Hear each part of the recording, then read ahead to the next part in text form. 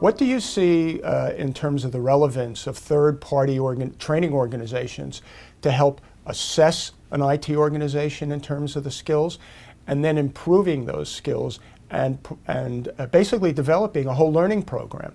I think it's critical. If you think back to earlier in the conversation, when I was talking about the skills gap and what some say are causing it, stingy employers in terms of too selective. You'll see job descriptions that are 800 words or more.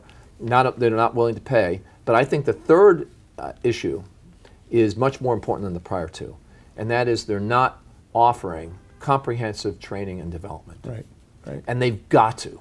And if they don't have the time, because staffs are lean, and they're out there visiting customers, as I was suggesting that they do, you're leveraging and partnering with third parties to identify. The key thing that the CIO has to do is identify out 24, 36 months what he or she thinks the skills are going to be.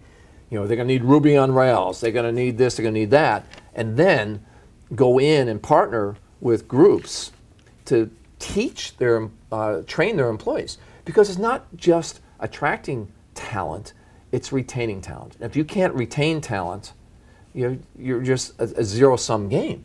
And so I think it's very, very important that and of those three areas, I think the most important, Accenture recently did a study that said in the last 5 years, 80% of companies offered no corporate training and development. None.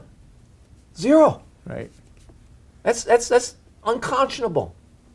And it's got to change. And that's, I think, the sweet spot of narrowing, in my opinion, the skills gap. Because there's a lot of other things that can go into it, but front and center, if they can leverage partnerships with firms to teach the relevant skills.